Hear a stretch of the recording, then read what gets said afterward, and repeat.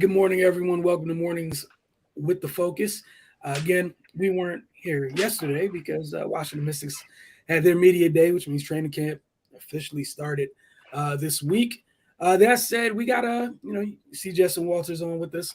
Got a couple things to get through today. We're going to talk some NFL, obviously. That's why Justin is here.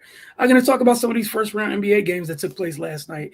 Just a reminder, in case it's your first time tuning into Mornings with the Focus, we got some topics we're going to get through every morning. After that, it's up to you guys. Hit the comment section, share your thoughts, steer the conversation, join the conversation. It's all up to you guys. All right, so last night, and here's the results from last night's games, and I'm gonna run through these real quick if you guys don't mind. All right, so huge second quarter blew the game open for the Sixers in their Game 2 win against the Raptors, 112-97. All five starters in double figures for Philly, led by Joel Embiid's 31 points and 11 rebounds. The Raptors still missing a few key players, including one Scotty Barnes. We'll see and Gary Trent Jr. We'll see if they're able to get back in the series as it shifts to Toronto.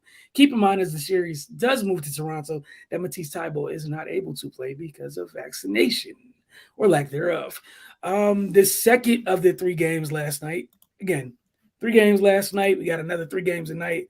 But last night we saw somebody who is looking to get paid this offseason, and Jalen Brunson, go off.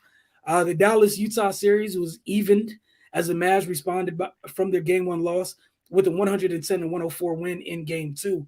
Huge night again from Jalen Brunson. 41 points, 8 rebounds, 5 assists, 2 steals. He shot 15-25 from the floor and 6-10 from deep. Again, no Luka, and Brunson went nuts. The Mavs would shoot 46.8. We can round it up. They shot 47 from deep. They got beat on the glass, but they only turned the ball over 3 times.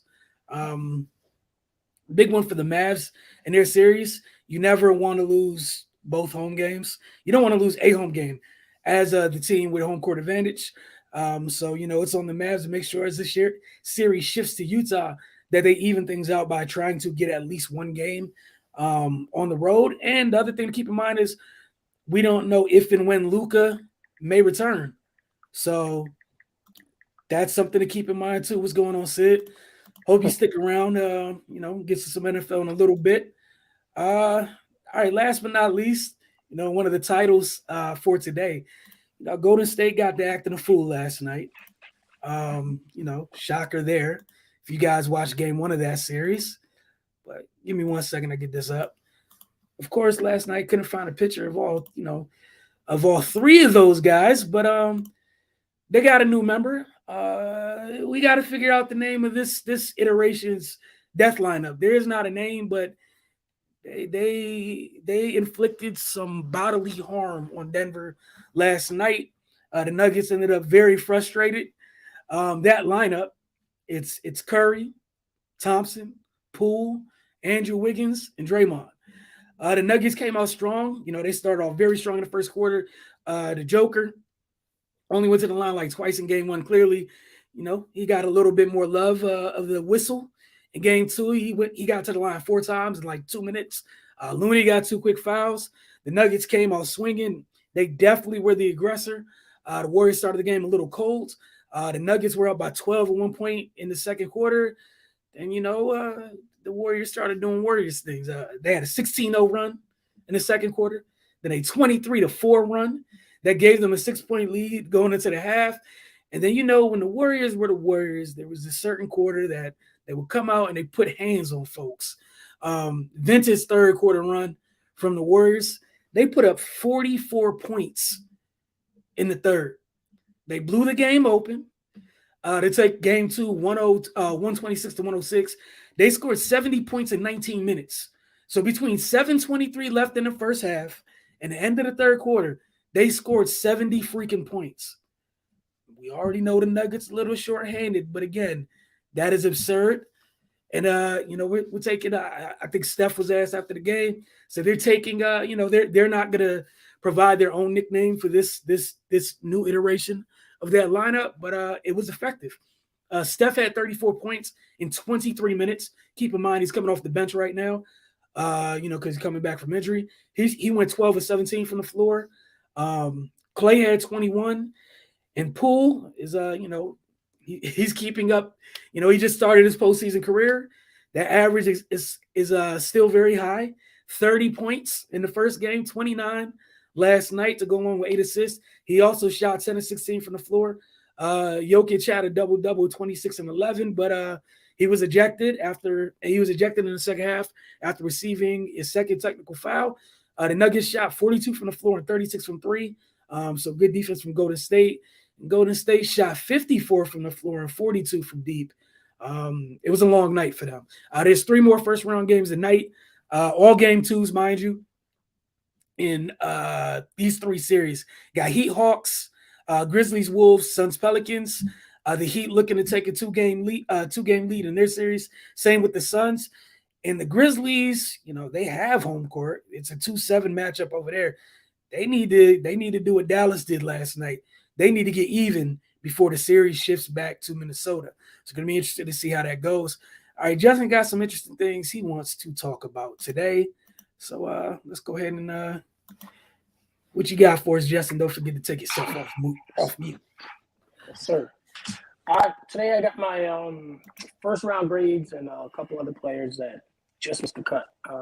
Obviously, it's NFL draft, so it's going to be 32. It's not going to be 32 first round grades because there's not 32 first round players, but 32 people will go in the first round because those are the rules.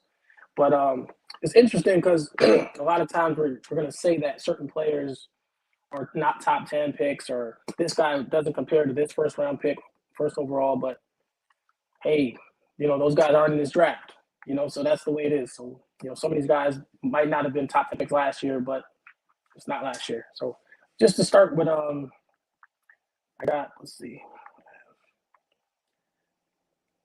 In no order. At some point, I'll come back through and maybe put them in, rank them. But for now, no quarterbacks, no running backs.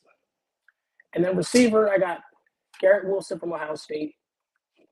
Again, I actually went back and watched a game last year with Northwestern with Justin Fields as quarterback where the other receiver was out.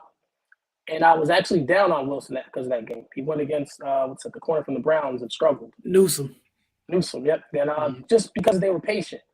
Wilson makes a lot of moves in his routes, sometimes too much. And I think that catches up to him sometimes. When it's better corners, he's going to struggle. He's going to have some issues. But where he wins is he's great at the catch point. He fights for the ball. He has some run after catch ability. But again, as a number one receiver, which in his class, it's not a lot of true number ones. He has a chance to contribute as a 1A, 1B type thing. But, he's not a dominant receiver. Next I have Jameson Williams, Alabama. He has the one trait that you can't measure. That's that elite speed. Faster than everyone on the field at all times.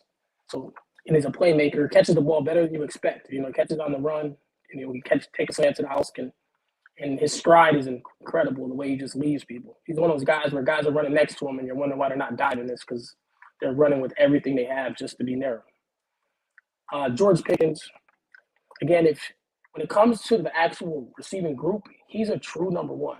Of the 90s, of the 2000s, he looks like AJ Green, but he plays angrier.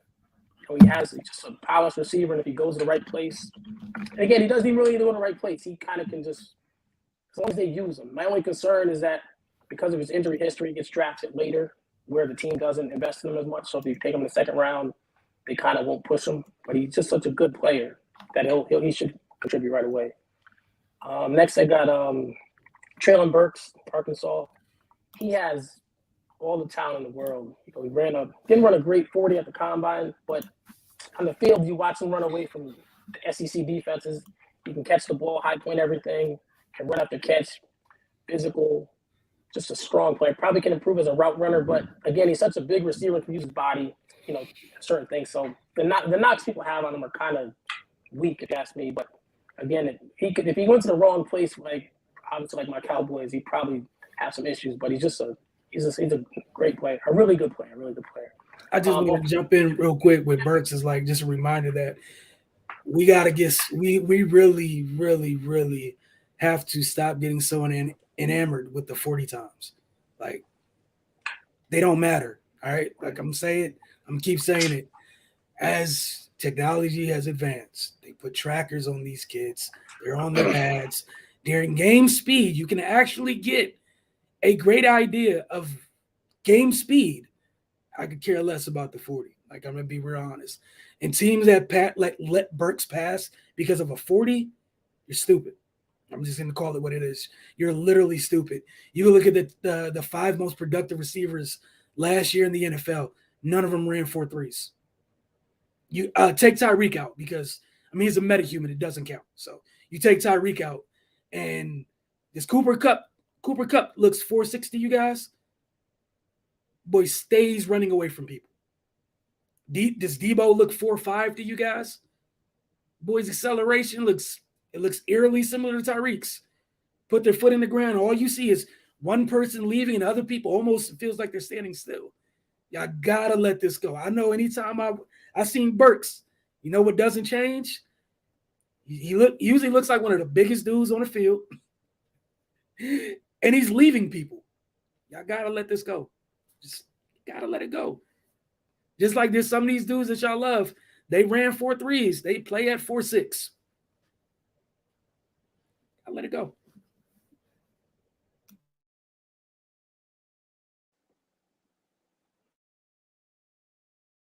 You're on mute, sir. I said the whole street of my mic. So next offensive line, we got. I apologize. Sorry, Evan Neal, Alabama. He's pretty much a finished product. He's been at Alabama. He's played guard, tackle, both tackle positions against the best competition you can ask. And again, I think some people say his ceiling isn't super high, but it's just he's a sick athlete for that size, and he lost a bunch of weight before the combine. I think he'll be fine. Walk in and be someone's left tackle day one. We have I forgot his first name, Equanu from the NC State. Yep, NC State. Yep. He's he's physical. Definitely has some of the craziest reps where he's just beating guys up, but he still has some improvements to make. Just some polish in his game, becoming a better tackle. But worst case, if he struggles there, he'll be a dominant guard in the NFL. That's the question because he doesn't have great length. But either way, he's going to be a top 10 pick most likely. Have Tyler Linderbaum from Iowa, center. He's small, a little smaller, but he's perfect technique almost all the time. Doesn't really mess up. But he can have some issues maybe with some Jordan Davis type size guys. But even then, he wins low. He was a wrestler, and I guess his claim to fame is beating Tristan Wirfs in a wrestling match. So that says something for his strength. And we have Charles Cross, Mississippi State. Again, to me, he may be the best tackle in the draft. They just, it's more of a passing team, so he's the best with technique, moving his feet, staying in front of people, and he's done that for Mississippi State, who probably passes more than any team in the country. A little raw in the running game because, again, Mississippi State doesn't pass for the run off. Have Kenyan Green from Texas A&M. He's a guard, but he played all through the line. He's athletic, strong, and just his versatility to play all positions. He played tackle and actually played tackle well. But as a guard, he's probably a top 20 pick. I have Zion Johnson from Boston College. Same thing. Guard, played multiple positions and had some success at tackle as well, which, he's strong enough, had a good combine, good Senior Bowl. So I got a question for you. Some of these guys you mentioned that are guard interior linemen. While I agree that they do have first-round grades, I'm sure many other people do as well, do you really see teams pulling the trigger on them in the first round or letting them slide? You know what I'm saying? For teams that might need more sexier picks at different positions? Or do you think teams are still like it's too good of a prospect to pass up? I think if they go, it'll be later in the first round because, like you said, the teams that are earlier want the sexier picks, but more teams who think they're maybe a player away, who let me just finish off this offensive line. Right. I can see that, but again, the earlier guys, they might be better than some guys that go before them because we're gonna get the quarterback run. You might get a wide receiver run. You might get a cornerback run. There's a couple deep positions in this draft where they might take a guy who put a second-round grade earlier than they should, but I can see them going probably one of them going in the first round and the other one going early second. Yeah, that's what I was just thinking. I was just worried about. It has no indictment on either one of their talent, skill set, or anything. Just, bad teams doing bad team stuff where it's a day one starter at a position of need as teams continue to, improve their pass rush by rushing it from the interior and people just looking right at something that they need and choosing a wide receiver, Right. choosing an edge, Or just doing something stupid because they're overthinking themselves when it's like, oh, I could get one of these later, even though this one can like solidify your line.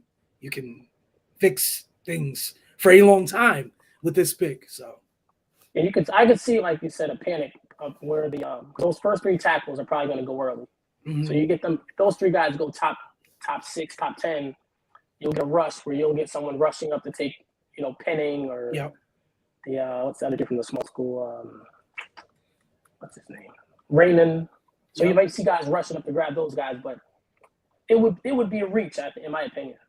No, I agree. It probably will be a reach. It's just like I said, I just see it happening where someone's going to panic over, like the top 2 corners on my board are gone. I have to get a corner now before it's too late. Somebody's going to go over. I think a couple safeties are going to go higher than they should go because someone's going to start the safety run in the first round instead of, which isn't anything wrong with the safeties. Like, I'm not mad at the kids, but maybe the run shouldn't start there, Right. Agreed. Yep. And defense, we got Thibodeau, who again has all the tools to be a top 5 pick, top 3 pick, but for whatever reason, I guess he's not doing too good in the interviews. But he's gets off the ball well, has good hands, keep active hands. He can probably improve with, his finishing, his moves off. But with all the rushers in this class, he has the highest ceiling, I'd say, or one of the highest ceilings. To me, Ojabo from Michigan, he tore his Achilles, but just the more you watch the class and watch him, there's no one in this class who can do what he does. So he actually one of the only guys with an actual true bend. He gets off the ball and can actually bend, and he was on the same line as Hutchinson, and he flashed a lot more than Hutchinson did with less experience. Obviously, his first year starting. We have Jermaine Johnson from Florida State. He's just a polished player, knows what he's doing, can hold up against the run, good hand usage, can get to the pass rush. I think he led the college in sacks this year, 14 sacks. Next is the guy everyone's fighting over right now is Trayvon Walker from Georgia. It's a weird player because he kind of doesn't have the stats, but it's more like a system. He did his job and is getting punished for doing his job. And again, what's funny with a guy like this is who's being pushed because of having such a great combine, is that you assume he's raw, or there's a possibility he busts, but there's really a very small chance he busts because he's such a great run defender. His skill as a run defender is better than anyone in this class and anyone probably in the last few draft classes. And then being able, at that size, being able to run a 4.51, and he looked like in the back pedal drills, he looked ridiculous. He can set the edge, he can chase the ball down. And even as a pass rusher, he consistently moves people. He just has to get better at disengaging. He gets his hands on people, he pushes them. He went against Evan Neal, he moved him every play and just didn't disengage, which is something he needs to improve on. And again, part of their job, he did a lot of 2-gapping, whereas you're holding the defender, you're pushing him into the backfield and letting all those other guys make plays. So we can't punish him for doing his job and being really good at it. Then the last one would be Sam Williams from Ole Miss. He's a sleeper, and he has some issues, so he might not go in the first round. Might not go as early because he has some off-field things. But on that defense, they put him in some weird positions, but he was dominant. Made plays all over the field. Talented pass rusher who probably won't go till maybe mid to late day 2, but again, that's more because of off-field things. Next defensive line, we have Davonte Wyatt from Georgia. He's plays a 1 and 3 technique, but unlike the other tackles, he actually can win as a pass rusher. He can shoot gaps, he gets off the ball, actually has pass rush moves, which oddly a lot of the Georgia guys don't seem to have. So he's his ability to actually win on third downs is what separated him from the other guys for me. There's obviously some guys missing, which we'll get to. Then we have cornerbacks. We have Derek Stingley, who I think is the best player in the draft. We can go from his 2019, we can go to his 2020, whatever. It's just, if you watch the way he moves, no one in this draft moves like him. his ability to go after the ball and no one catches him. He's the receiver. When the ball goes in there, he's a receiver. He's just an elite athlete who maybe college got boring to him. It just got too easy because as a freshman, he was the best cornerback that people have seen in years. So I'm not giving up on that. Next, we have Andrew Booth from Clemson. He probably has the second best set of ball skills I've seen. He's more of his own corner, but he's a loose athlete who has the ability to play man. But if you check out some of his interceptions and the way he finds the ball and makes plays on the ball, that's not too many guys can do that. So worst case, maybe he does some stuff like Diggs did, which obviously I don't think he could beat as much as Diggs, but the ability to pick the ball off changes the game. Next, we have Trent McDuffie from Washington. He's a smaller corner, played a lot of zone, but just one of the smartest players, good tackler. He can play inside and outside, which will be a plus, and especially with the NFL where nickels are basically starters anyway. So I think that would be a big thing for him. His teammate, Kyler Gordon, is more of a projection, but on that team, actually, McDuffie played on the zone side, and Gordon actually took the matchups playing man-to-man because Gordon's more of a physical, has a physical ability, can run and jump. And if you watch him on tape, he just moves really well. He's still improving, but he's a talented player. Next, we have linebacker. We have Devin Lloyd. He's not a man-to-man guy. He's more of a just all-around linebacker. In zone, he'll play his spot, get his drop and read the quarterback. He's not going to run really consistently, run with running backs or tight ends, that type of thing. But, he can be the anchor of your defense. He can rush the passer a little bit, play the run well, get side to side. And then next we have Trayvon Walker from Georgia.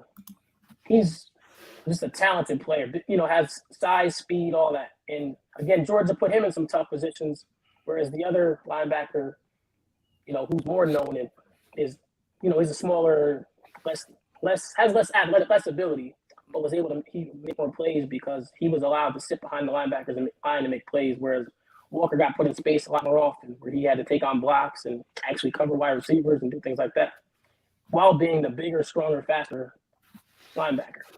Yeah, I'm really interested in where both of those two go to see how teams value them, because I think the teams that get both of them, it's a significant boost to the middle of your defense.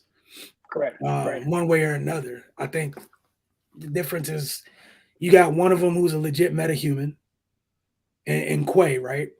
And then Devin, who plays faster than he timed, I think has more experience playing in the box than Quay does because of what, again, Georgia's defense was loaded and some of the more gifted people ended up doing other things because they were more gifted. And I think people need to keep that in mind sometimes, that how someone was utilized in college isn't the end all be all of what they can be. Sometimes you're there because it helps other people who can't do all the things you can do.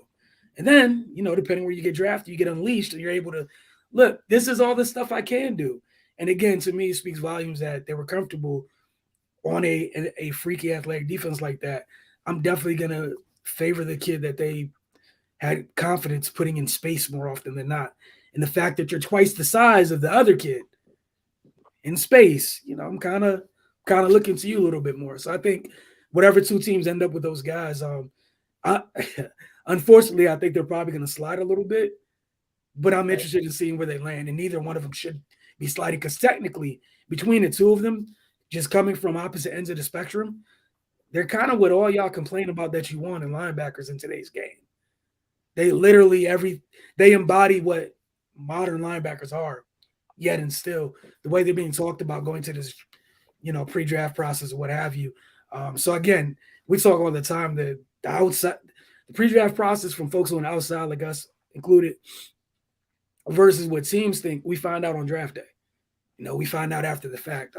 It's usually two totally different things. Like we hear nonsense, like for people on our side, be like, "Oh, so and so stock is going up or down, bro." It doesn't even fluctuate like that.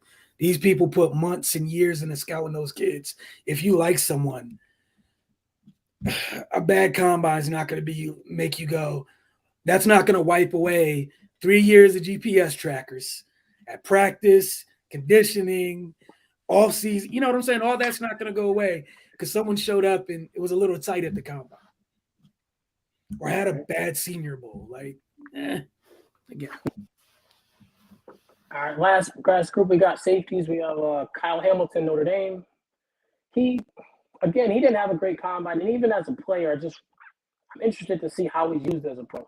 I think Notre Dame kind of put him in a position where he was kind of safety, kind of linebacker, kind of robber, kind of strong, kind of box safety, kind of deep safety. Like just he was their best athlete. So they moved him around and allowed him to make plays. But I think what makes it for me was watching him. I had to forget that he was 6'4", because he doesn't play like he's 6'4". He doesn't play like he gets you down. He's an ankle tackler, but he plays with good instincts. And again, I think he's being a little overhyped, but he's a quality player. And in this draft class, he's one of the better players. So, he gets a first round grade. We have, Jesus, my guy too. What's his name? Daxton Hill, Michigan. Oh, yeah. He's, I think this is one of the best players in the draft. He kind of reminds me of Minka. Kind of, in college he played a lot of slot corner, but he has the ability to play safety as well. So he's done both. But they kind of just put him in the hardest spots.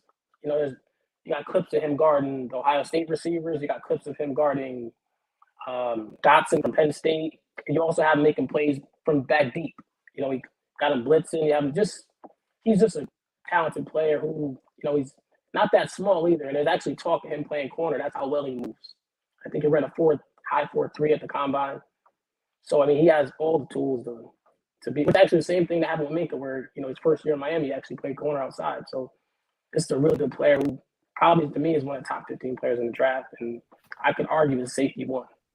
The safety class is special. I'm just looking to see who takes advantage of it. Because, again, like we were just talking about with Devin and Quay, people complain about that position. You got like 6 players in this draft looking right at you, and depending from how they were used, what they were asked to do, how they move, etc., like traits-wise, there's like 6 or 7 of them. Mm-hmm. Like from a trait standpoint, that 6 to 7 of them traits from a trait standpoint that translates to what you want safeties to do. And almost all 6 to 7 of them are versatile. Like they're not just here or here. They're what you want at that position in today's league. The teams that have the better defenses because you got one of those movable chess pieces back there. There's 6 to 7 of them. It's up to you what you do with them. Now I'm just going to leave it at that. And the last safety we got is Jaquan Brisker, Penn State. He's probably to me, maybe the best all around. He does all the things that they say that Hamilton does, except he kind of, he can hit you, he can run, he can jump, he can cover, makes plays on the ball. He's just a solid all around player. Really good actually all around player. And then I got some great guys who got like 1-2 grades, like maybe late 1, early 2 types. Not too many of them. We got Johan Dawson from Penn State. I'll put him and Chris Olave together just because they're actually like an interesting combination, because you have Chris Olave is more of a polished route runner and he can get open and do the things that look good. Whereas Dotson, he's polished as well, just maybe not as polished as Olave, but he just has the ability to high for a guy that size. He high points the ball. He's more physical and he runs after catch. Now Olave would be a sure first rounder, but for a guy that size, he's not really a slot guy. He's more of an outside receiver. So the lack of size and the lack of really fight for the ball and the lack of run after catch kind of limits him, because you're not going to just win on routes like that unless, like you're an Amari Cooper type, because that's who you got to get open to catch the ball because you're not, because of the lack of physicality and that type of thing. But so he probably would be more of a second rounder for me, but, he's being hyped as a 1.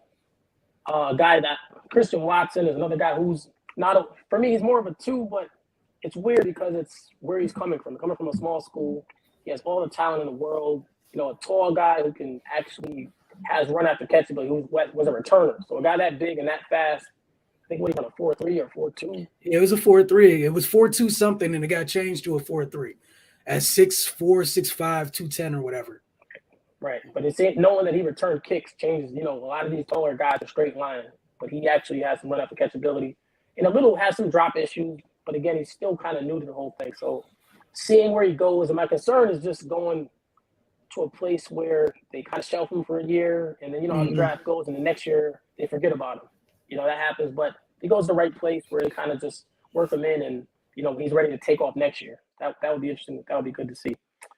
Guy left off the list was Drake London. I don't think Drake London's a bad player. I think he's more, to me, maybe second round, but it's where he ends up. I mean, he can go late one, but I just. You talk about big slot Drake London? And it just doesn't really do it for me. Like, we can put all types of people in the slot, you know, so big why would we slot. put a contested catch guy in the slot? So, again, in the right place, he could be really good because he catches the ball well in traffic. He has strong hands, and he knows what he's doing. He's just moving at a speed that doesn't really impress me. All right, I got a question for you with Drake London, right? Yeah. Do you think he's as fast as Alshon when Alshon came out? And the reason I'm asking, because of their size or whatever, right? Even Alshon, how he was using college, they used to throw that thing downfield to him. Yeah, Alshon can pull away from people. That's why I was asking. Or do you feel like he doesn't have that gear at the top of a route? You know what I'm saying? As consistently as Alshon. I think Alshon became a back shoulder guy, whereas London's going in. Yeah, I'm talking about just coming out. Yeah, I'm talking just coming out. So because I definitely remember they would throw that thing over the top to Alshon more often than not. Right. So, like, you didn't even see so much contested catch with Alshon as much until he got to the pros. He could do it, but I think with London, I think so a lot of that is they have to do it. You know, that's the part that's scary. Is it's like, can he separate, or do they have to make these throws to him? And it feels like they have to make. You feel like he's slower? He's slower than Pittman? Yes. Yeah. Well, Pittman ended up running a good 40 at the combine, but that's different.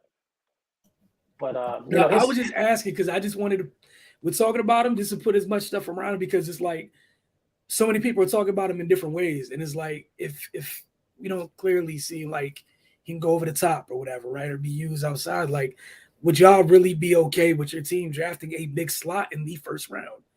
Take the name away, what have you? Like, would y'all really be okay with that? That's all. That's why I'm asking those questions. It's kind of scary that they put him in there like that, like really put him in there to live there. Like, you know what I mean? I get moving your best receiver around, but in college, to put him in there is like saying we're gonna play station to station in a world of playing against, you're in the Pac-12, so it's not like the corners are, except for Washington. What corners are you playing that are locked down that you can't run by? Okay, and again, just to ask if you devil's advocate in this situation, like, is some of the way he was utilized kind of like an indictment on the quarterback play? Could be. I mean, you know what I'm saying? Like, I'm supposed to be a 5-star quarterback. Yeah, like whatever they were supposed to be, we know what we saw. Right. Were you in the slot so it was easier for them to hit you? You know what I'm saying? Like that's why I would challenge, like, maybe, if you get a chance to go back and look at him, like, is he winning over the top and just not getting the ball? Or is he just not winning at all over the top at all? You know what I'm saying? And to figure out if, like, exactly where he is. Because to me, that could be the difference between, all right, cool, take him first round. Or even if you're going to take him first round, like, you got to commit to him being exactly what that is. Because, like, sometimes I felt like he had a little bit of wiggle. Sometimes, you see him and it's like, where is it? Right. So, like, I don't want to – I guess I just want to be careful of being like, all right, just big slot, that's it, ain't nothing else to you. And come to find out, he got some wiggle. There's a little bit of room at the top of the route, but quarterback X can't throw past 15 yards accurately. Right. And, there's no reason for you to go that far. And then some of the contested catches is because dude can't throw. It's possible. I mean, I think with him, he has a little shake. Like, he's I say polish, but he has some polish to his game. He knows how to get open. But again, the ball's got to be on time. I think that'll add to, give you the ability to have a little more run after catch. But again, I don't think he's running away from people. Same way as you figure, go back to last year, St. Brown was there. And his stuff don't look the same as St. Brown's, which obviously they're not the same body type, but St. Brown went inside a lot, and you've seen him do some running back things, and I think that's the difference.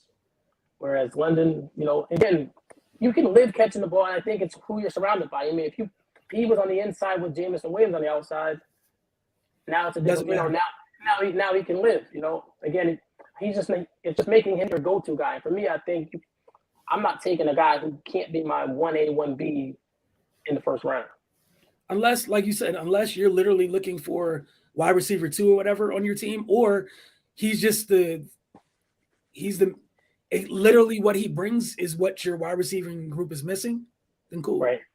Then I think that's a different story. Like, I'm not advocating this, but like if you're Washington, you got nothing but speed on the perimeter.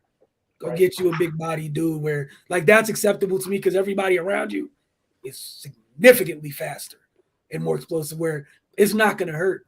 But I think if you're a team where you're drafting for an explosive piece in the pass game, you better mind your business and keep on going. Like you need to leave that alone. And if you do that, that's on you. You know, that's your choice. Not gonna knock you, but he needs to be paired with someone. He needs to complement something else on the other side of him. Right. Yeah, I can't even think of a good fit. I just said like I think anywhere where you're gonna get a speed on the outside. You know, I don't want to say Pittsburgh. Because the thing is, putting him in the slot is you're taking away a spot from another player. Like you're able to move other people around, and I think having the versatility at receiver. Again, if he proves he can win outside, that changes things. But having, you don't want to just have. For me, I would want that spot where I can't move him because even Michael Thomas can go outside and win occasionally, which allows you to move other people around. Let's see. That's all for receiver. We got again. I think in tier 2, second round picks. I think both running backs. Both running backs. I think Breece Hall and Kenneth Walker. I think both are better than people give them credit for. Kenneth Walker, he was Michigan State's offense. There was a time Michigan State was was a top 10 team. They beat Michigan this year. They were down big and they didn't pass the ball. They just gave him the ball and he was making big plays, And he had a great year and he runs hard. He's just a patient runner, hits the hole and finishes all his runs. And Breece Hall, he reminds me actually of Mixon somewhat. He has, he does a lot of that hopping and skipping and that Le'Veon Bell stuff, but has the ability to pull away too. And he's tough to bring down. And I'm interested to see what he does as a pro. Let's see last. I got Aidan Hutchinson. He's just a solid player. I think he's solid, high floor. They're gonna come get you. Yeah, high floor, medium to low ceiling, and that's fine. But for me, it's just I feel like teams feel like you're taking this guy because more of an indictment on yourself and your cowardice, or you're saying, okay, I have to take this guy because they're not going to fire me if he fails. But if I take Trayvon Walker and it doesn't work out, I could lose my job. And I think that's a lot of what drafting has become and why some teams stay in the spot. Like, okay, we can add an average player to a bad team. Where does that take us? Or we can add a player that's basically his ceiling is being complimentary. So who's he complimenting? We're a bad team. How often do you pick first overall? And that's the thing. How often I pick top 10? Hopefully never again. But so taking him, again, he can contribute to the right team. That's why guys like that, if they end up going to a team like Pittsburgh or a team that is already proven that has other players, you can, they can actually have a good career, a good first contract, and probably get overpaid on the second one. But you take this guy hoping to build him, to put all that pressure on him. That's not who he is. And again, he's a worker. He's going to go in there and do his job. But if you put too much on his plate, you're going to be disappointed. Next we have Arnold Ebiketie from Penn State.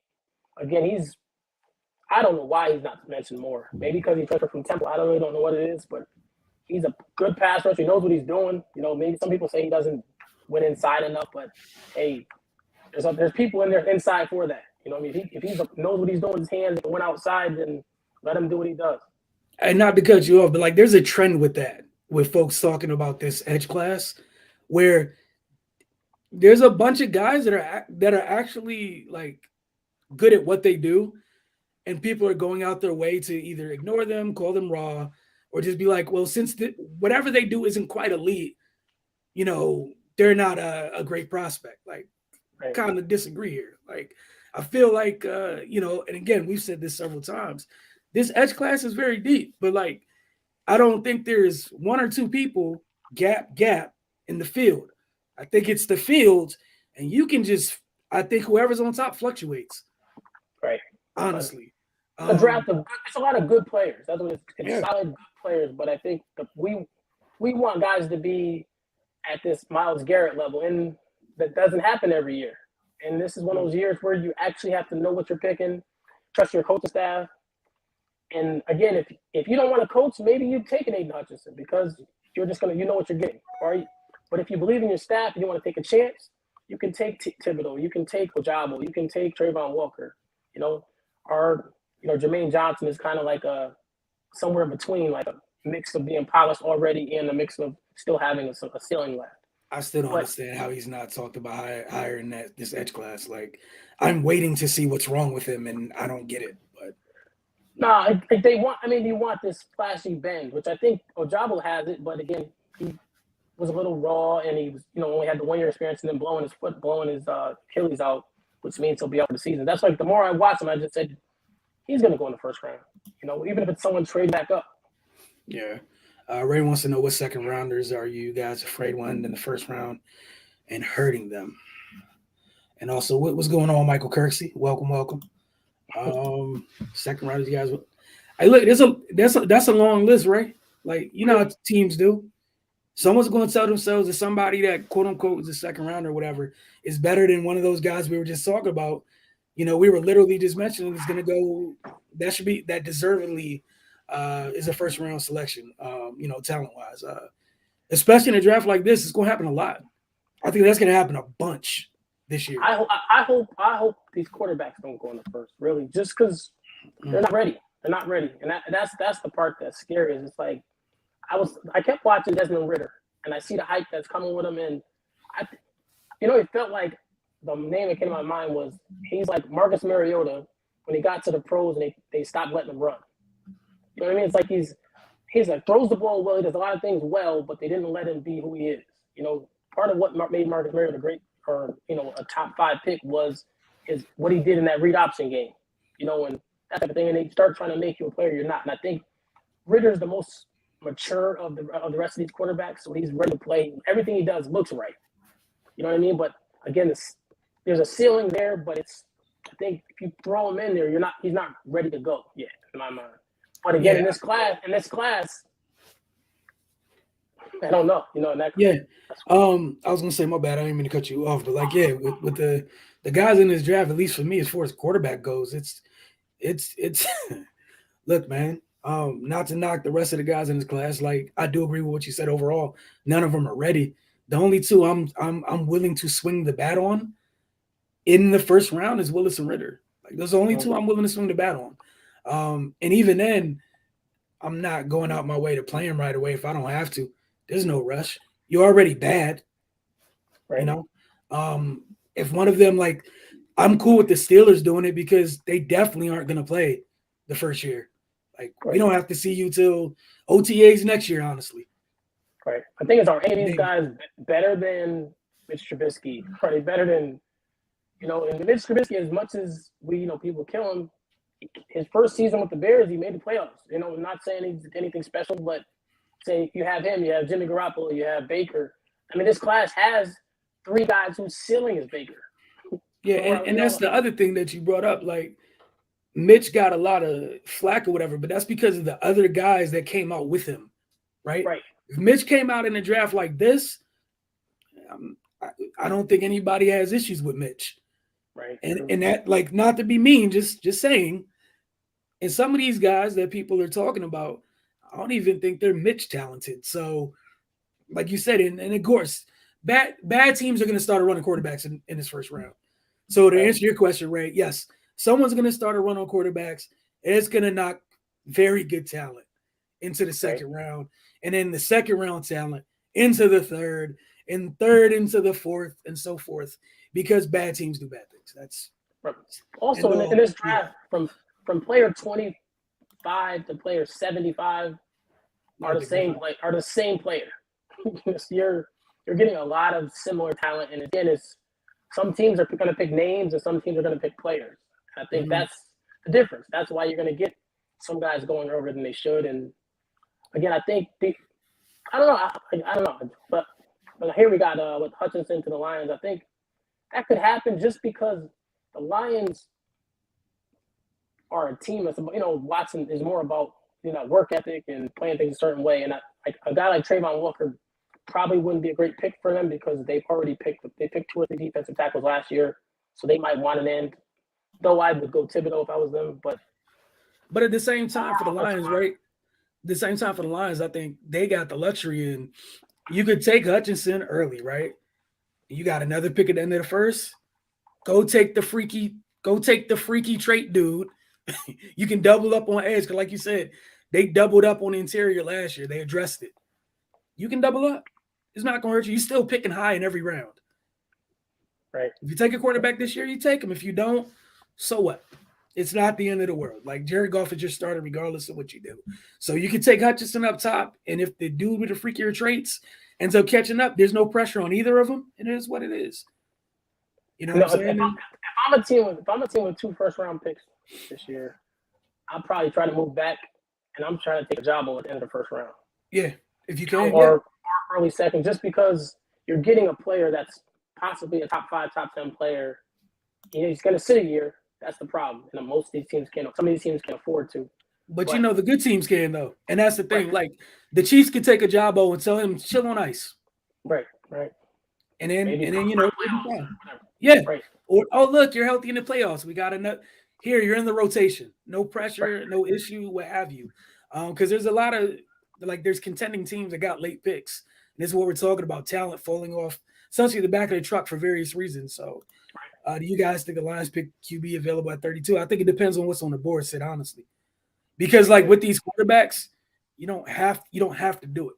But, like, again, if they have Goff and they were okay with taking Goff at that time and Ritter's right there, I don't know that the Lions pass up on Ritter necessarily. Or they could still take something else and get Ritter in the second. Yeah, I think, like you said, the Lions are in a position where they actually have a plan and they're actually building a pretty solid roster. So, like, why stop? You know, in my opinion, if you know you get a Cair Helen in the second round, you know, at 32, you get one of us, Lewis Seen, or like different players who could actually just keep adding to the point where when it's time to get your quarterback, you have everything but the quarterback, and now you put him in there. And then you can take all your assets that you have and package them and do whatever and not care because you're just going to get that one final piece. Michael Kersey wants to know, what do y'all think of Malik Willis' hype job?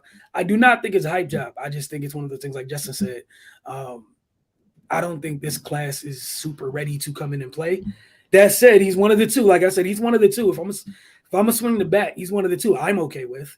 Like, if you're going to do it, I'm going go big or go home. I'm not taking somebody whose ceiling is like if your ceiling is like Jimmy or Baker, or Sam Darnold or something like that, I don't want you nowhere near me in the first round. If I'm going to swing the bat, give me something that if it's worth it, if I'm right, I'm cool. I got my guy. Judging from seeing the combine and Senior Bowl and that type of thing, all those things, I think there's probably a team that fell in love with him. You know what I mean?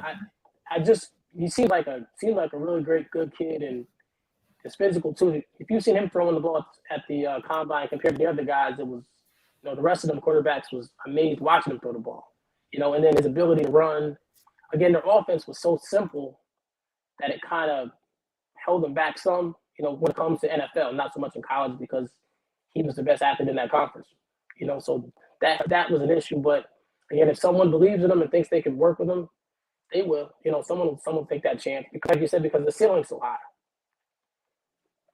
I mean, what's cool? You just watched a team last year take a kid third that didn't play college football because they went all in on traits. So again, if you like Malik that much, you do what you got to do. Get him in a building and figure it out afterwards.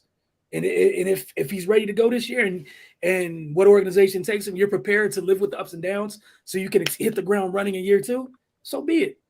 If you're not ready to do that first year, you want to wait, you got that option too. You know what I'm saying? Either way. But again, if you feel that guy could be your guy, you go get him. But again, if it's me personally, I'm not taking one of them, oh, maybe he'll be okay type dudes, top 10, top 20 or first round if I don't have to. Like knock Derek or Jimmy or some of them other guys. Some dudes went in the second round because they deserve to go in the second round. Like, well, that's the new age now. Is you got to take these guys in the first round. But again, what's the point of having a guy in a 5-year contract when you're going to be trying to replace him next year or the year after? You know. And again, like to me, the thing that will help me at least get me through 4 of those 5 years is betting on the upside. You know what I'm saying? Then I could live with some of the normal ups and downs of a kid at that position if I know, like if I get a couple flashes, like, hey man, you could do things that only seven other dudes at your position in the league can do. We just got to iron out this other stuff. That's me. Now, if you're somebody where it's like all the situation, everything around you has to be perfect, I'm not thinking about you in the first round. I don't have time for you. We will continue to build my roster. I'm not messing with you at all.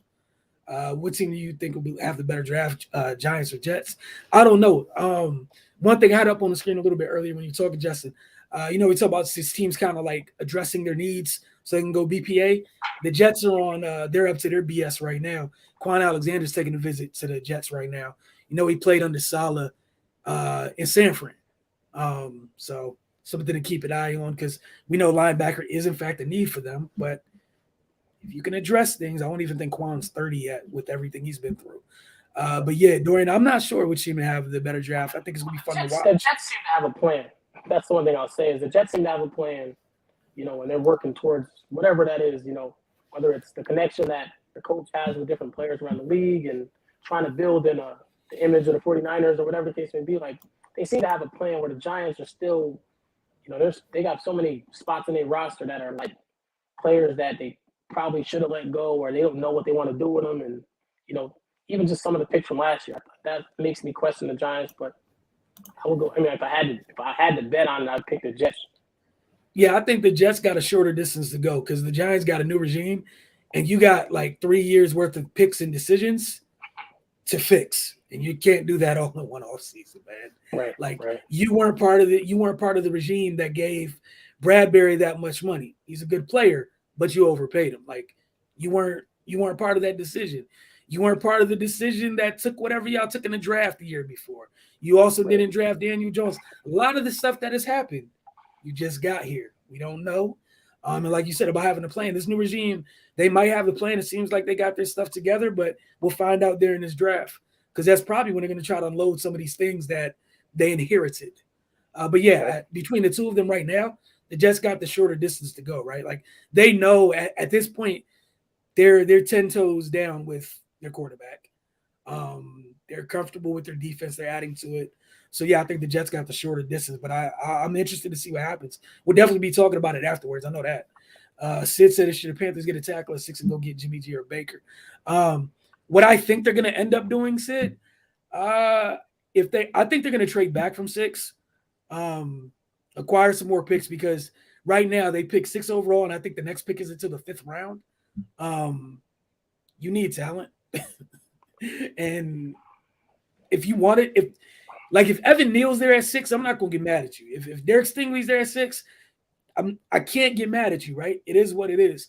But yeah, I think they're probably gonna go get James because I think with McAdoo and that offense, you're gonna get. I think it fits a little bit, and that's what they end up doing. And then it's just trying to figure out the compensation. But with them not having mid-round picks, whatever they stand. It's a matter if Darnold goes in the trade. If Darnold doesn't go in the trade, the compensation. But, yeah, I think they go get James. I don't think they're going to go get Baker, especially Robbie Anderson was out there letting people know off top, like what you won't be doing. You do not have he's not condoning and accepting it. You guys saw him on the social media post. It was like, how about Baker to Carolina? He was like, nah. And if he felt comfortable enough to do it on social media, I'm sure he's not the only one over there that's like, I'm good on that. So. But if they stay there, I could see them going tackle. I mean, because it would be, to me, it would be a mistake to take a quarterback there. So yes, yeah, and like I said, we have 3 of the top 10 players in the draft are probably tackles anyway. So yeah, I would see them, and they've been batting off the line for a while, so I could see them going tackle there. Yeah, and the other thing is like even with whatever you do at quarterback, like this is you stupidly picked up Darnold's option or whatever. He's off the books after this year. So whatever it is, just you need to win this year, and then you have an opportunity again. You have full slate of draft picks the following year to go do what you need to do. If you got to move to get a quarterback, so be it. And also the luxury you have is you have young players ascending that you can put in deals if you feel like one of those kids next year is really what you think they could be. Hey man, like I love Christian McCaffrey as much as the next person, bro. Like I get another running back. It's harder to find a guy in the center. Yeah, You know, but just being plus, honest. it's the NFC. I mean, Yeah, it's the NFC, and as much as you're in that division where the only team you're really worried about is Tampa, and Tampa's lost some people too. So trying to sneak in the playoffs again, there was a point last year where Carolina was winning games, and it looked like things were going a certain kind of way. So maybe you grab the tackle and try to hope McCaffrey stays healthy, and they drafted a ton of defense last year. You got some players. Maybe you try to sneak in the playoffs, and who knows what happens, but yeah, I think from someone's job standpoint and job security, it behooves them to try to compete in a conference when the bar is literally in where. Michael Kersey saying next year class should be much better. It should. There's a couple there's at least two top 5 picks position wise at that position for sure. Right. We know at least we know Bryce and CJ, if they come out, man, we know where they're getting selected at. We know that for sure.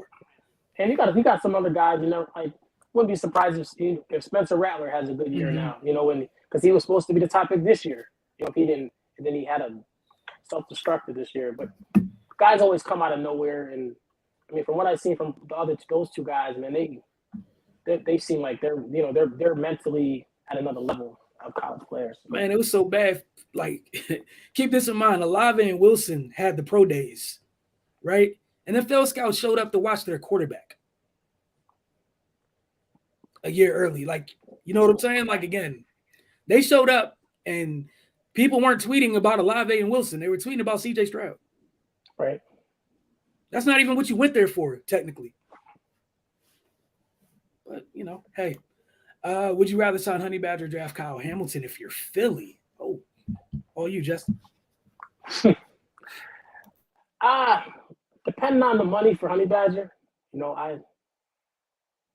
a weird position. You have to put he's not like a guy you put in the spot.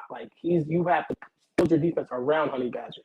He's a kind of a floater. He's kind of a nickel, but he's not. But he's kind of a safety, but he's not. Where it's you really have to make him fit, but he's so good he gets away with it. And again, if it's a short-term deal, you do it. But if it's too long, because he is getting a little old and he played a ton of games and he's been injured, so that's something you got to think about. And Kyle Hamilton, for those 2 first-round picks, man, that's a little early for me. But if I had to choose, I guess I go Honey Badger if you got the money. Yeah, I like what you said. I think the interesting thing about this is whichever way you choose, you got to commit to building your defense around them. Right. No matter what you choose, you're taking the veteran or the kid. Either way, things around them have to be adjusted. You have to commit to their style of play and their versatility and how they go about their business. But if it's me, honestly, look, man, you're Philly, you're young as heck, man, just take the kid you want and keep it moving. Right. Whatever it may be. Don't waste Tyron's time.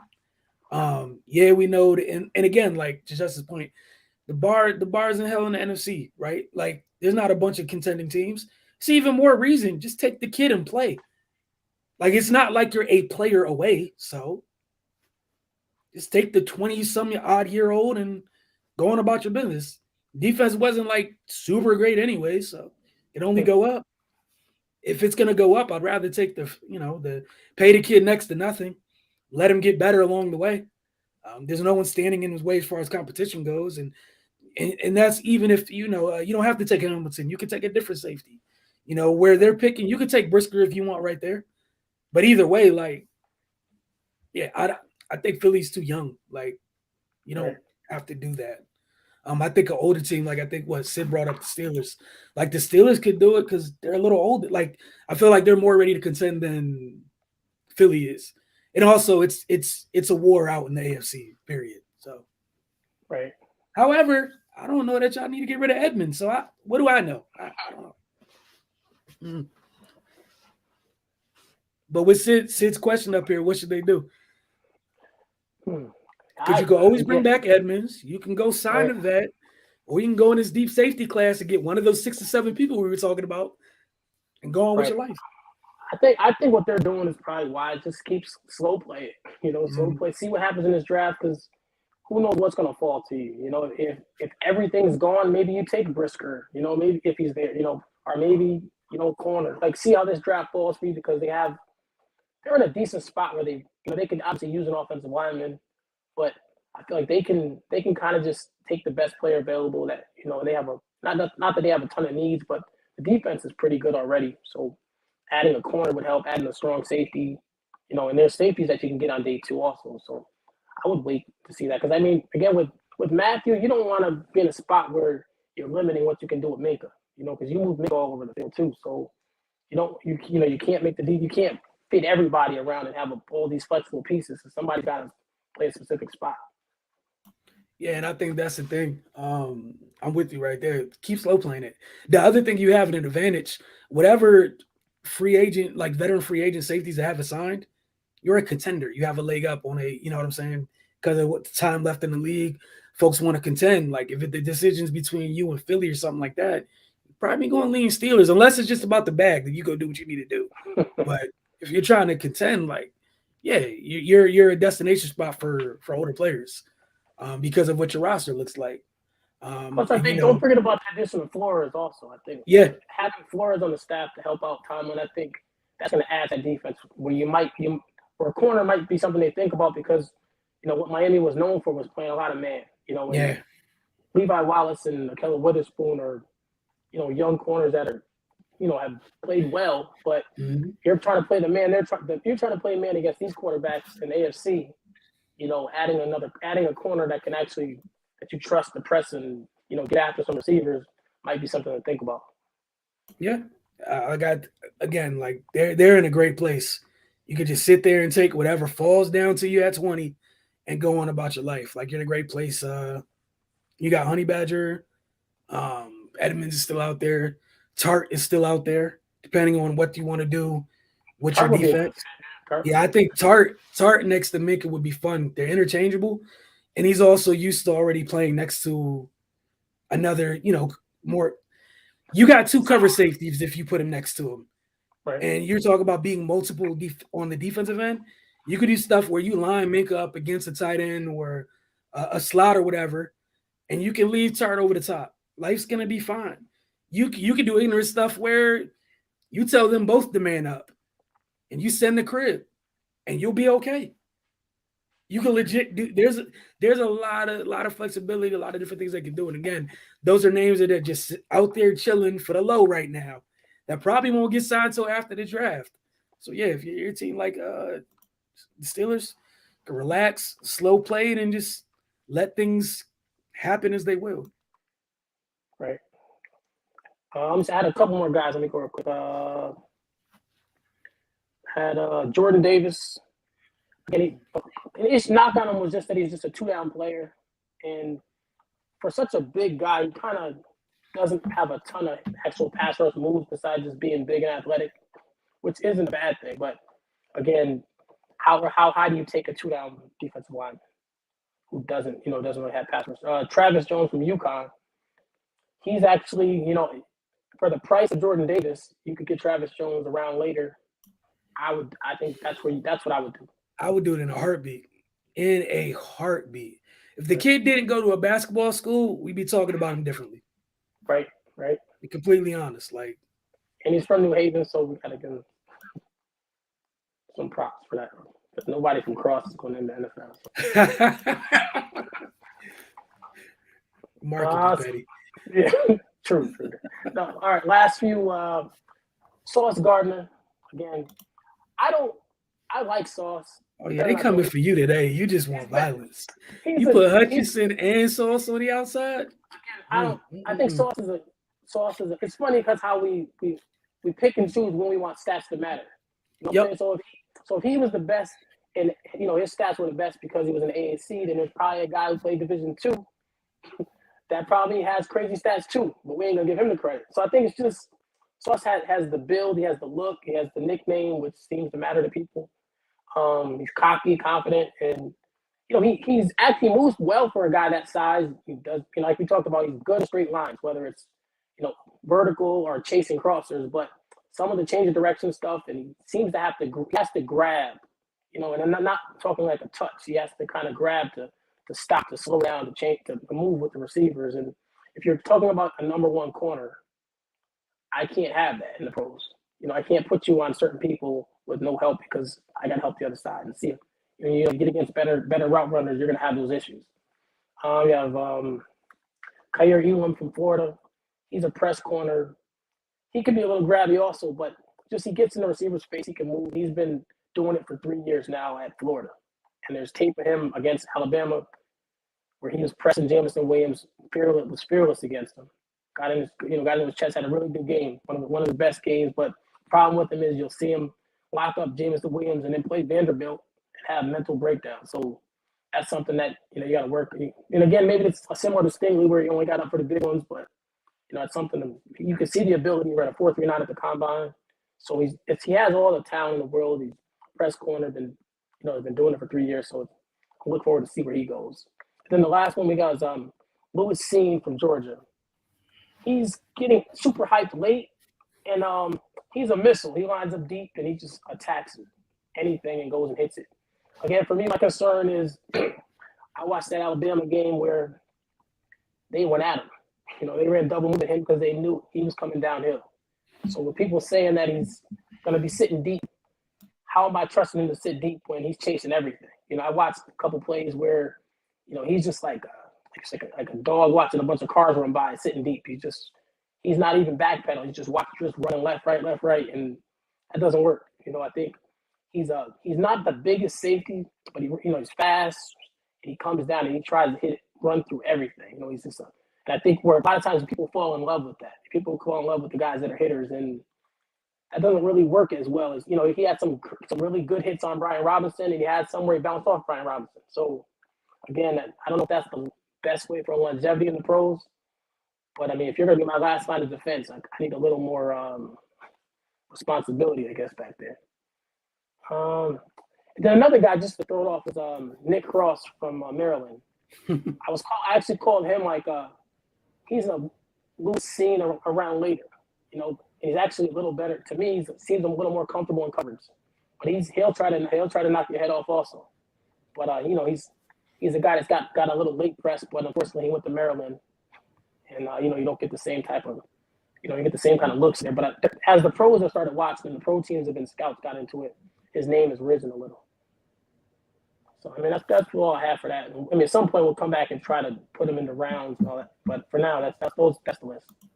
No, I don't think it's a bad list, man. It's going to be fun to see what ends up happening because, again, there's a lot of guys in this there's big groups. And I think this is not one of those years where there's the metahuman at the top of this. There's the most superior technician in the world at the top of this. It's a bunch of different folks whose destination matters so much on how quickly you can get the most out of them if they'll be utilized correctly. It's a bunch of different guys. If they go to the wrong places, the last you're going to hear about them be seen as bust and all types of different things when it's really not their fault. They went to places where they're going to be asked to do things they got no business doing, or things that you think they could do, whether you didn't even need to have them do all that. Because again, like a lot of the guys you talked about, that the Kyle Hamiltons, even with Hutchinson and Thibodeau, I think a lot of people are overthinking a bunch of different stuff. Like I saw some crazy this past week where it's like, man, Hutchinson tested better than the Boses, so he's gonna be like, yo, stop, chill, leave that alone. I don't care what you tested. I know I saw you across from a Jabo. One of y'all jumped off the screen. One of y'all didn't. So miss me with all that testing and everything else. I'm glad that you tested very well, sir, and that's great. Stop it. Well, I think also where a lot of these guys are going to get knocked is because I think I tweeted the other day is there's not a lot of actual top 10 players. So yeah, a lot of these guys, if they were late first round picks, it's not a big deal. No, you're right. Even the Georgia tackle or DN, if he was going mid to late first round, which normally tools guys will go later, but in this draft, because of the ability and the potential, he's getting pushed up. And he's a good player, but there's some uncertainty. I think usually think of last year's class. You had the 3 wide receivers. You had 5 quarterbacks. You had some defense, Michael Parsons. You had a bunch of guys.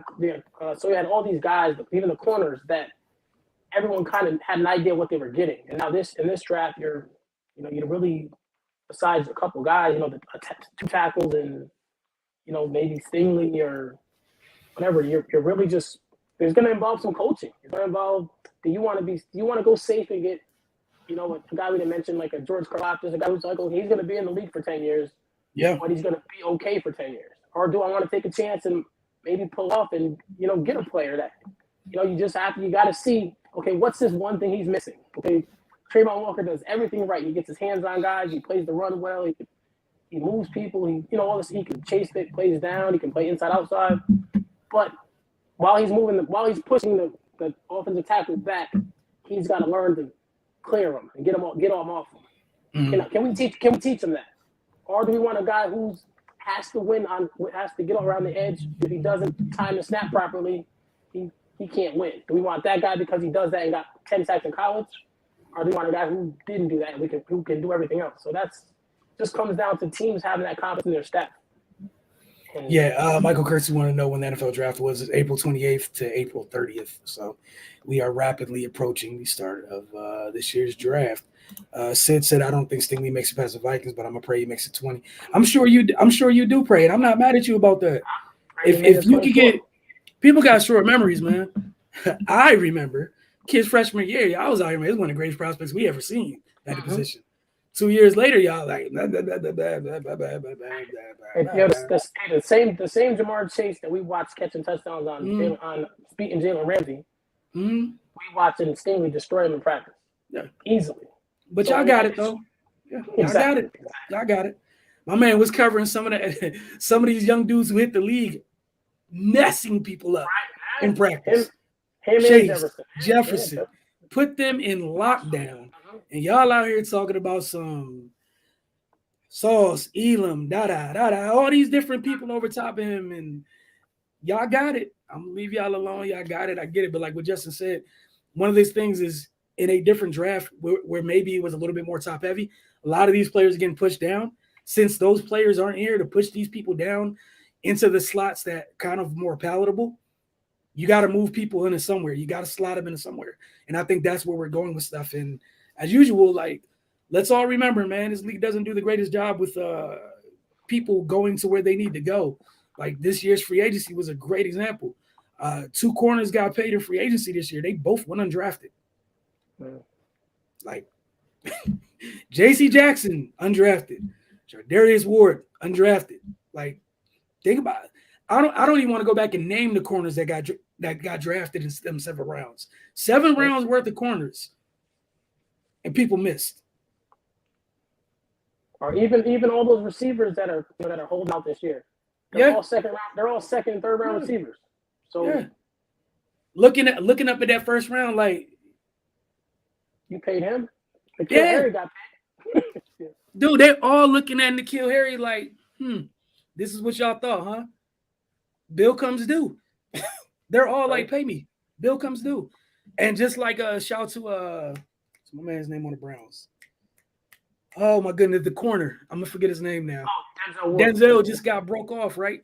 Denzel got paid. One of my guys called me yesterday talking about Denzel Ward. He's like, man, do you think he's a top corner? I was like, bro, no matter what you think, the bottom line is a 24-year-old. He plays it's a position that's going to be seen a little bit more, reminded people, money stand wise, is a premium position in this league. And that's what we're seeing happening right now with the wide receiver and corner position. The money's going back up for that position, which is crazy because it's quote unquote a passing league. And the money hasn't been where it's supposed to be for those guys. Denzel Ward's hitting at the perfect time. So he gets to set the market for all the young dudes after him, and he got a 2-year jump. So Marshawn got paid. I think Marshawn was the last young corner that got broke off, 5 years, 100-something. This kid just got 5 years, 100-something, but 70 guaranteed. J.C. Jackson got 40-something guaranteed. Tre'Davious Ward got 26 guaranteed. Denzel Ward just got 70. Keep in mind, because Denzel Ward is able to command something because he went top 5. Those other two, like, as good as you were, like, teams like, man, look, you was undrafted. There's a cap on what I'm giving you. And it just is what it is. And then, like Justin said, this little next group of wide receivers, oh yeah, they want their money. They're going to reset the market. And the market's going to get reset because Jefferson and Chase are coming right behind them, and they're producing at a higher clip than these, this group. But they went first round. So just keep in mind, whatever AJ, Debo, DK, and Terry get, add 30 mil to it. That's what Chase, Jefferson, and any other wide receiver coming behind them that win in the first round is about to ask for.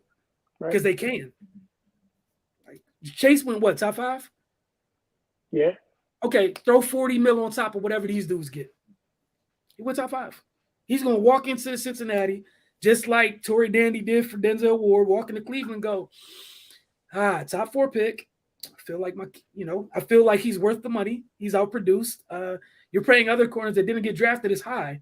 Y'all need someone to go defend Chase and Jefferson. Pay me. And Cleveland's like, here. Yeah, so it is what it is, man. But these wide receivers about to get paid. But keep in mind, like, whatever this group of second and third rounders gets, it's not going to touch what those first rounders get. It's not going to touch it at all. Because even Tyreek wasn't a first round pick. Was Davonte a first round pick? No. Nope. See, dude. So a lot of these dudes that just got broke off weren't first round picks. Jefferson and Chase are about to break the money for wide receivers. And shout out to Denzel Ward for doing it for corners. I say the same thing every show. Yes, we know. You always come here talking about the Eagles are taking Stingley. Y'all look at Kirksey. Stingley to DC, I'll take him. I mean, you got a better chance than Eagles do. You got 11. But again, look, man, if I'm the Jets, man, I got 2 top 5 picks, man. I'm doing what I got to do. It's just me personally. If I'm the Lions, I do it. I don't even care. Yep. Oh, yeah, they took Akuda. So? Then I got 2 young corners on rookie deals. So, it's just that easy. Justin might be rejoining us. I'm not sure. Denzel P. Yeah, Denzel definitely got paid, man. Denzel definitely got broke off. I'm going to give Justin a chance to rejoin. If not, I'm going to close things out. See what you guys got for us. I'll give y'all a couple more minutes to submit some more questions and or comments, and we're going to close this thing down for the day. So give y'all like 2 more minutes. It's 10:47. Y'all got to like 10:50. Any additional comments? We'll get out of here unless Justin got something else. Oh, no. Oh, I forgot Nakobe Dean. Okay. That's part of your on the outside looking in crew? Yeah. It was funny the more I thought about it, I think he's just he's similar to Lloyd, except Lloyd has the size. I just think maybe he's kind of, not say maxed out, but he's smaller. And what's his ceiling? Like, what do we expect him to be as a 5'10", 5'11", 200-something pound linebacker who kind of is not going to have that Georgia defensive line with him and all those other things around him. I think it's just he's not saying he's limited, but what he can be is kind of limited, especially in this new NFL where your linebackers are basically space players who need to be certain kind of athletes who can, do a little bit of everything. Man, your linebackers need to be safeties. We can say what it is. Right. Your linebackers, essentially, good defenses got 4 safeties on the field. At least 3. It's just where they technically lined up. Some defensive get to call those other safeties linebackers. Right. Teams without those guys, you don't even have linebackers. You just got voids in the middle of your defense. Struggle bus. That's where you at. Michael Kirksey said Lions could take him 2 lockdown corners wouldn't hurt. It does not hurt, like especially in this league. And we're talking about what the money Ward just got. You get two good young corners on rookie deals. And again, in this draft with edges, you can double up on edge later if you need to. Life will be fine. But I don't know if they then again, they might have the balls to do it. I actually heard read something about Equanu might move to safety. So again, even more reason, right? Then you don't got to take a safety this year high. You could take one late if you want. I know they got a safety. I know they added a corner from the Ravens who's off injured, but dude, just if Stingley's right there, I take him and I walk away. Like I'm submitting the card and I'm not thinking about anything. You can. This is the perfect type of draft to bet on upside with edges. At worst, you end up with two starting caliber edges. At worst, and then you just upgrade. Like there's always going to be edges in the draft. Right. There's always going to be. And with how folks are getting paid today, like I mean, if you know what you're doing in terms of coaching them up, you can come out great. You can come out like, man, you can make out like bandits. So we'll see what lines end up doing. They like the Jets up top of at the top of this draft, they get an opportunity to again, if you're gonna swing big. Worst case scenario, you're trash again and you're back here next year. Not to be rude, but some of the teams picking that high, you're gonna be back here. So you might as well from a swing, like at least hit something. Just one quick. All right, Sid. NFC North is open somewhat. Not that Green Bay can't win this year, but is this the year Kirk wins the division?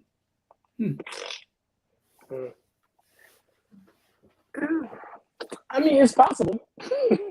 Anything's possible, but again, if you put yourself where you can beat up on the Lions and what's the other team? The Bears. Lions and Bears, then you split with the Packers. Hey, you got a shot. There's 7 spots. You got an opportunity, right? So yeah, 7 spots, and like I said, you get in. You figure the 2 teams last year that were dominant was Green Bay. If you want to say San Francisco and the Rams because San Francisco made the championship game, but if you're on the outside looking in, you might say, hey, San Francisco got a rookie quarterback. We don't know. Rams are old. Don't have chemistry. I mean, you could say a lot of things. So and the Rams weren't dominant during the season either. So really you just want to get in there, get yourself in there, just like the 49ers did. Get in there and, win a game or two. Who in the NFC has proven that they can win playoff games consistently? I mean, the Rams was almost out a few times, and Tampa struggled with Saints last year twice. Got embarrassed by the Saints twice. So, just with the NFC, get in there and see what happens. You got a shot. Again, you got a shot. The tough part for me is, man, like Minnesota's set up. It's set up to be this year, Sid, but I think Green Bay is still going to take the division. They'll be fine. LaFleur figure stuff out. Like, I think this will get a chance where people finally see what they hired. He's a good coach. They'll figure that out. Type of weapons they'll get. They'll be more multiple on offense versus just Davonte over everything, which could make them a little bit more dangerous if dude actually has to execute. Look at all the different reads on plays instead of just going, screw it, I'm going to 17, since that's no longer an option. To get that run game going. They still got a good defense, but yeah, I know Minnesota got a new coach, so it'd be interesting to see what they end up doing because now they'll both be running even more variations of, that the McVay Shanahan offense or what have you. LaFleur comes from that group too. But yeah, like just I said, NFC's open, man. You can't trust the Niners right now. It's a rookie. You don't know what they're going to do. The Rams are the Rams. You can trust the Rams just because they've been there. So I give them benefit of the doubt, to defend a champ. So we got like 3 teams for sure. You got the Rams, you got the Rams, Tampa, and in Green Bay, like for sure. Was that 4 other spots? Yeah. So, I mean, yeah. Why not? Again, you split with Green Bay, you get money. Long as you take care of the rest of the battles against the NFC teams, and you're out of conference matchups because that's gonna be huge in NFC this year because some conference some divisions got big boy games outside the division and outside the conference. Michael Kersey said facts, same teams always up top in the drafts. Yes, some of them are very good at that. They're habitual offenders. You can't trust Kurt too safe. I mean, you can't, man. You just don't, and that's what I want. That's why I want. Like he's never giving me a reason. Vikings are a talented team, though. That's the scary thing. Oh yeah, Vikings have talent. Oh, super talented. So Cam who? I need more, Sid. Cam Newton. Cam Akers. Yeah, Akers. Like, yeah, I need more. But yeah, look, man. Just a reminder, man. We're here every morning unless I let you guys know in advance. Said we weren't here yesterday. Had to go actually leave the house and go do some work. So be here tomorrow morning at 9:30, same for the rest of this week. Depending on what's going on. Mornings that Justin's here, we're going to talk, we're going to get to the NFL. Obviously, mornings that he's not. Again, just a reminder, I'll have a couple of topics. Obviously, we're going to be talking NBA playoffs at least, to start shows off every morning this week, until we get out of round 1, round 2, etc. And then after that, it's kind of up to you guys. We'll talk some other news, but you guys have been great in the comment section today. It's up to you guys. So y'all got things that happen the rest of the day. Make sure you guys want to talk about, come back in. Michael, Sid, Dorian, appreciate you guys. Come back in and hit the comments, fill the comment section up again. Whether it's Justin and myself, if Mike's here, Cardell and or Ray, or mornings when I'm by myself. Like, again, it's up to you guys. You guys dictate how long we're on here talking, and how much we got to say. If y'all make it where, some mornings ain't nobody here, hey, look, man, I'm going to get through what I got to get through, and I might go back to sleep. We'll see what ends up happening. No, he said Cam Jordan plays Tampa like he wants him dead. Yes, he does. Yes, he does. The whole Saints defense turns up to like nightmarish levels when they see Tampa. Chauncey Gardner-Johnson, too. Be like, oh, look, it's Tom. Give me one. Just like you did last time. I don't know what's up, but you got to love it. And again, like that's another team. That's a team in their division where we don't know what to say. The Niners aren't in the playoffs if Jameson stayed healthy last year. Keeping it a buck. Yeah, I'm a Niner fan. Also like to tell the truth. All that stuff they did last year, irrelevant, erroneous. When dude lost the game in Tennessee, it wouldn't have mattered. Would have been done. Because the Saints were, 5-2? Before Jameson got hurt, and they essentially had no quarterback, no NFL caliber quarterbacks on their roster. Like, it took that for them to miss the playoffs. So this year, if you can get through it, maybe if they get one of those young quarterbacks for just in case, or signed a backup that can actually, play in this league, they'll be fine in case of injury.